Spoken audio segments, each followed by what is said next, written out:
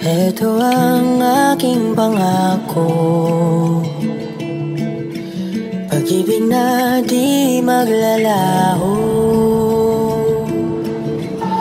To be patient, to be kind and to be true, to love and to be loved by you. Blind Item Ayuda, sikat na love team, may sariling mundo after taping. Lagi daw silang may baby time. Nakuhanan nga ng kamera ang couple na sumasayaw sa gilid o pangpang ng dagat. Pero sino kayang love team na ito? Sinich Itay? Ang Donbell kaya ito? Sina Dory Panglina, Abel Mariano? Ano sa palagay nyo, Donbell fans?